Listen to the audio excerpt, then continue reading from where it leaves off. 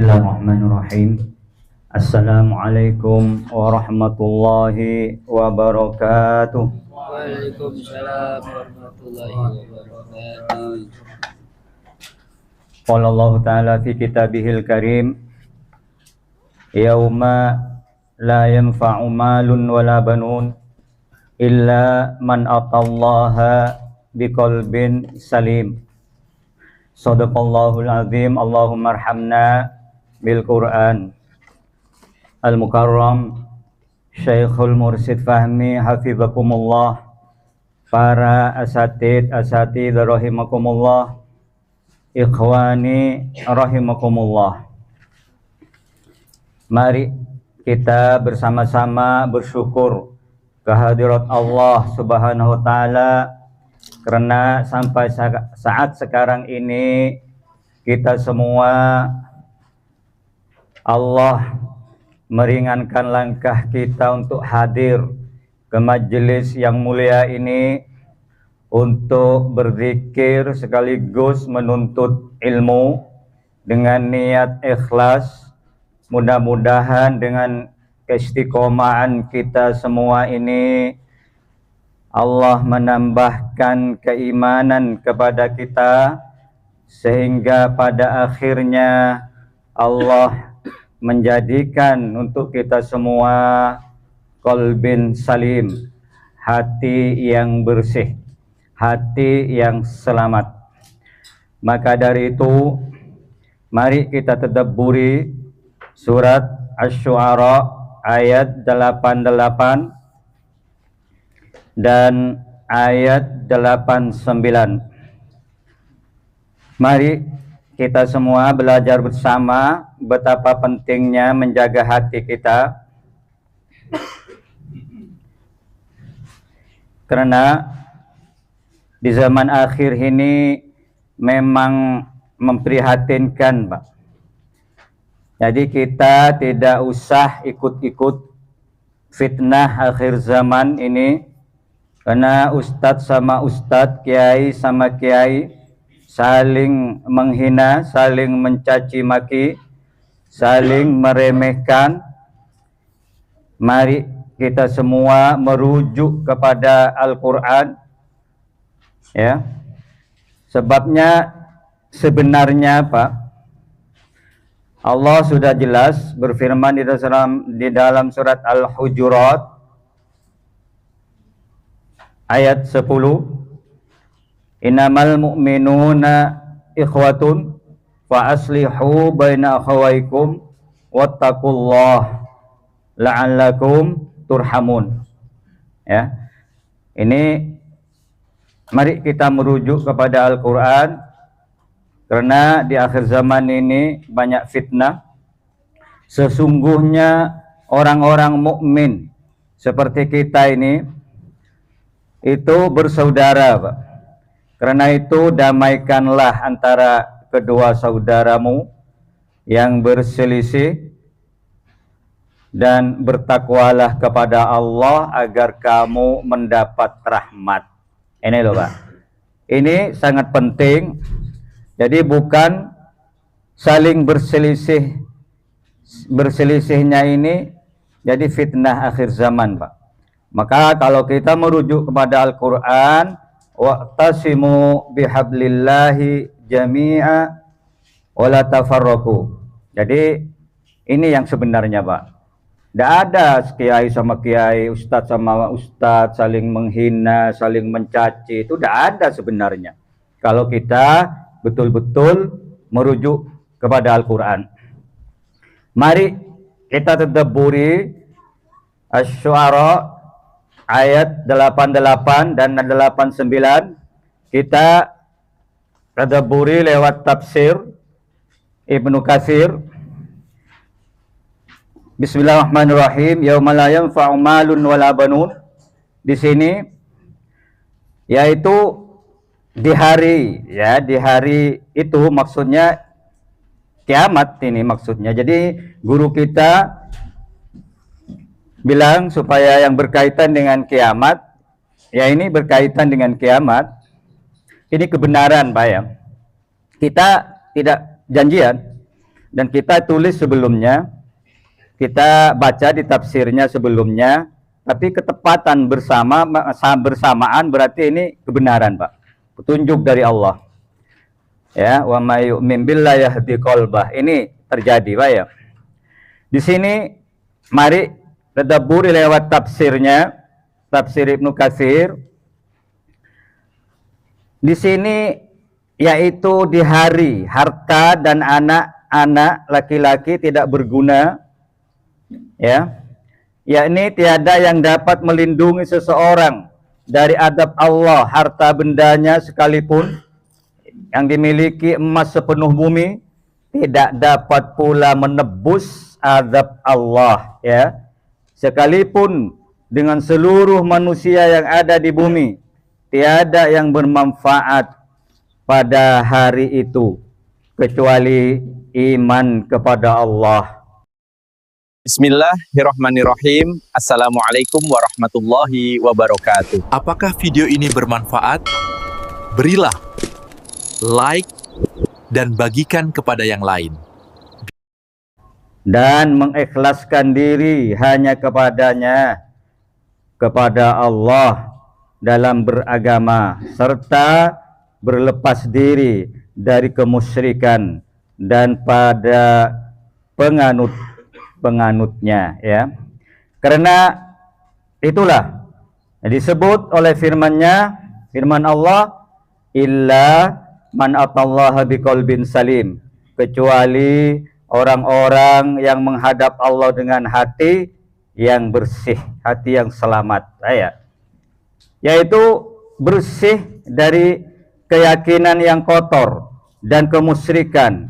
Ibnu Sirin mengatakan bahwa hati yang bersih itu ialah bila pemiliknya mengetahui bahwa Allah adalah hak dan hari kiamat pasti terjadi, tiada keraguan padanya, dan bahwa Allah akan membangkitkan semua makhluk dari kuburnya. Nah, di sini dalam tafsirnya ini Ibnu Abbas mengatakan sehubungan dengan makna firman-Nya, kecuali orang-orang yang menghadap Allah dengan hati yang bersih, ya. Ini hati yang bersih ialah bersaksi bahwa tidak ada Tuhan selain Allah. Berarti keimanan tetap dibawa ke kubur maksudnya, Pak. Ya. Jadi tidak lepas dari jiwa kita. Di sini Mujahid dan Al-Hasan serta lain-lainnya mengatakan hati yang bersih maksudnya bersih dari kemusyrikan, ya. Sa'id Ibnu Musayyab mengatakan bahwa hati yang bersih ialah hati yang sehat, yaitu hatinya orang mukmin, karena hati orang kafir dan orang munafik itu dianggap sakit, Pak. Jadi Allah Subhanahu wa taala telah berfirman, fi qulubihim maradun. Jadi dalam hati mereka ada penyakit, Pak, ya. Jadi Abu Usman An-Naisaburi ini mengatakan bahwa hati yang bersih ialah bersih dari bid'ah dan mantap serta tenang dengan sunnah. Ini, Pak. Mari kita lanjutkan di kitab Hikam, ya, biar kita luar biasa, biar kita maksudnya menyempurnakan ikhtiar, Pak, ya. Bukan niat lain, tapi ini mengikhlaskan niat, menyempurnakan ikhtiar kita supaya kita betul-betul tidak ada keraguan, Pak. Ya. Di sini di dalam kitab Hikam pasal 13, ya. Di sini risiko hati yang keruh, ya. Di sini kata Kai Musannif Ibnu Athaillah, Bismillahirrahmanirrahim. Kaifa yusyriku qalbun suwarul aqwani muntabi'atun fi mir'atihi. Nah, ini. Am kaifa yarhalu ilallahi wa huwa mukabbalun bi syahwatihi. Nah ini model tanya jawab, Pak. Am kaifa yatama'u ayadkhula hadratallahi wa huwa lam yatatahhar min janabati ghafalatihi. Ini. Am kaifa yarju ayyafhama daqaiqal asrari wa huwa lam yatub min hafawati. Ini, Pak. Ya. Mari perhatikan biar kita yakin bahwa hati ini yang sangat penting. Bagaimana akan dapat bercahaya hati seseorang yang gambar dunia itu terlukis dalam cermin hatinya? Ini, Pak. Bagaimana berangkat menuju kepada Allah padahal ia masih terbelenggu dengan nafsu syahwat? Bagaimana akan dapat masuk menjumpai Allah padahal ia belum bersih dari kelalaian? Bagaimana ia berharap akan mengerti rahasia yang halus, yang tersembunyi, padahal ia belum tobat dari kekeliruannya. Nah, di sini kelanjutan dalam hikmah. Pasal ke-13 ini menjadi kelanjutan hikmah sebelumnya, yaitu 12 ya, yang menerangkan tentang pentingnya uzlah. Sedang hikmah yang 13 memperingatkan uzlah jasad dan tubuh saja ya. Tidak akan ada arti jika hatinya tidak ikut beruzlah ya. Jadi uzlah itu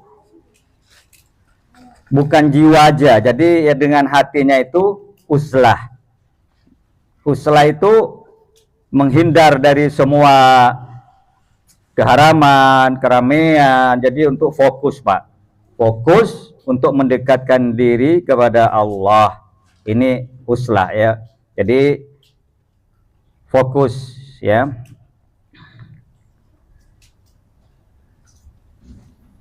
Jika hatinya tidak ikut beruzlah, hatinya masih bebas dan dipenuhi 4 perkara. Ini ada 4 perkara di sini, katanya Kiai Musonib. 1. Gambaran, ingatan, keinginan terhadap benda dunia seperti harta, wanita, pangkat, jabatan, seperti meskipun jabatan kiai atau ustadz seumpama kan. Maksudnya yang penting di dunia ini, maksudnya membanggakan diri, Pak, membanggakan jiwa ya. 2. Syahwat, keinginan yang melupakan kepada Allah. 2. 3. Kelalaian dari zikir kepada Allah. Dosa-dosa yang tidak dibasuh dengan tobat ya. Jadi seseorang murid yang ingin wusul kepada Allah harus membersihkan dari 4 perkara tersebut.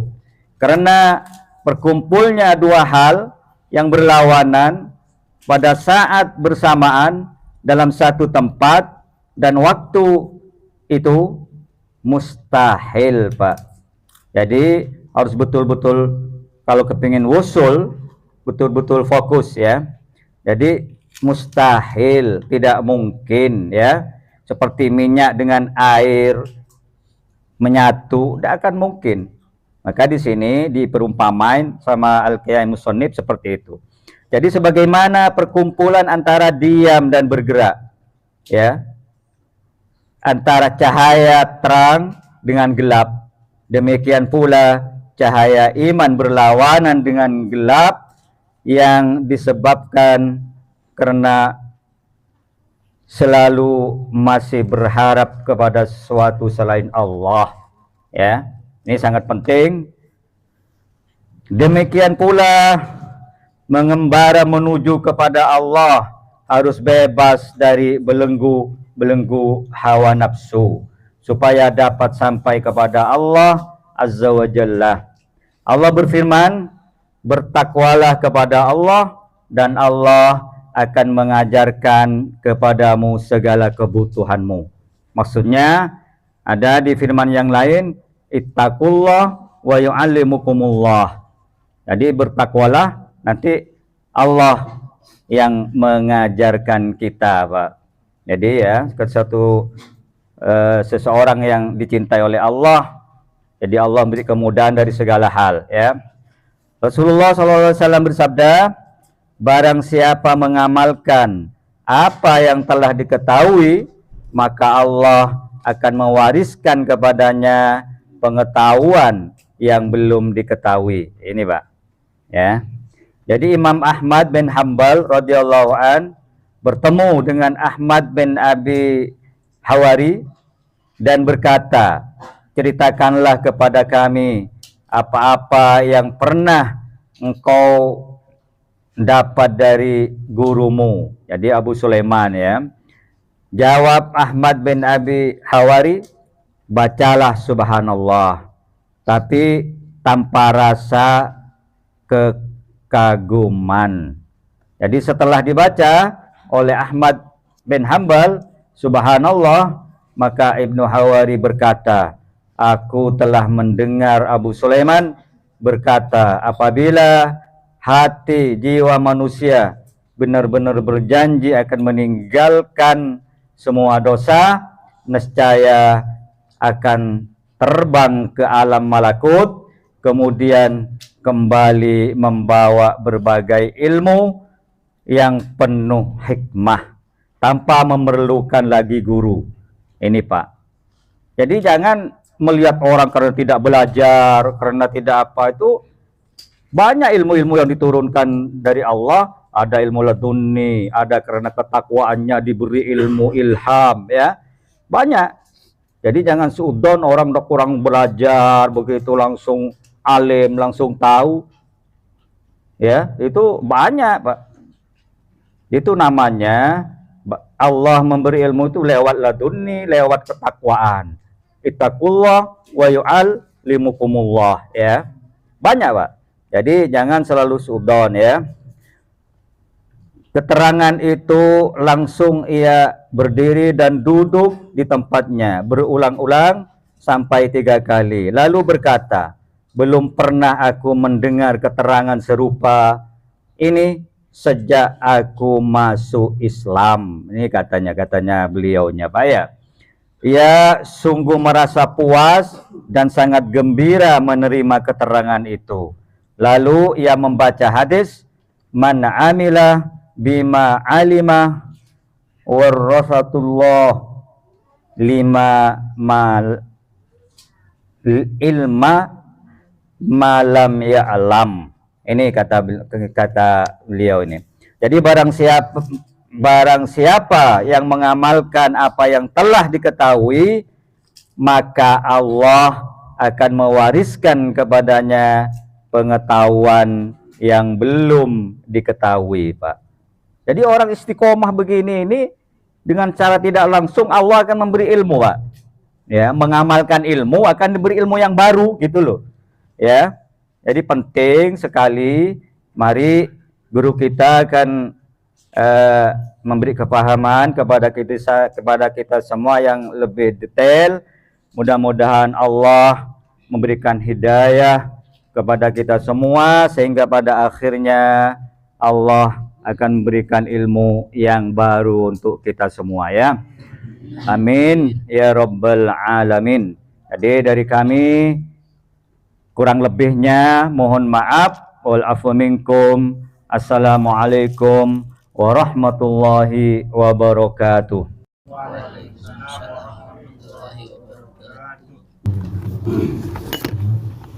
Dengan benar tadi disampaikan bahwa ilmu itu akan Allah turunkan kepada hamba yang istiqomah.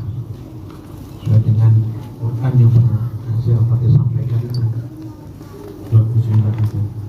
Allah turunkan rahmat itu pemahaman banyak hal. Ya.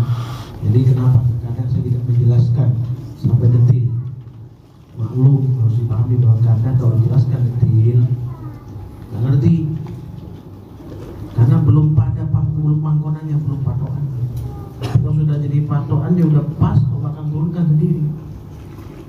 Toriko itu begitu, makanya terkadang tadi kan murid-muridnya Syekh Jailani itu orang kitab ya. Muridnya Berserasa Jilid orang kitab. Muridnya Syekh Jailani itu orang kitab, muridnya ratusan.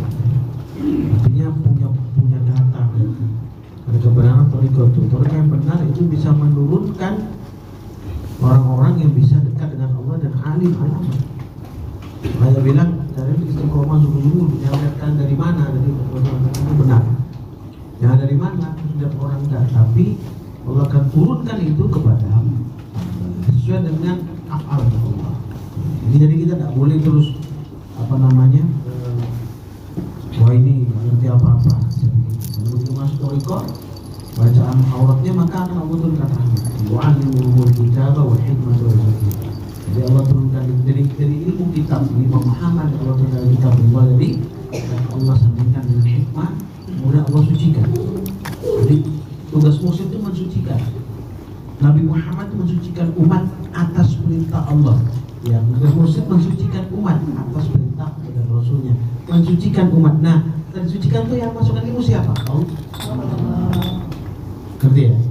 Ya, ada ini beberapa ada banyak. Jadi nanti Musa mengarahkan aja ke sini. Tapi itu sudah Allah persiapkan untuk orang-orang yang bertakwa. Jadi ada yang pernah itu. Jadi apa yang dia sampaikan sama yang ada di kitab-kitab ulama itu sama, cuma perbedaan cara menyampaikan dan cara menafsirkan sesuatu saja. Tapi isinya sama, dosa menyampaikan seperti itu. Jadi ilmu itu Allah.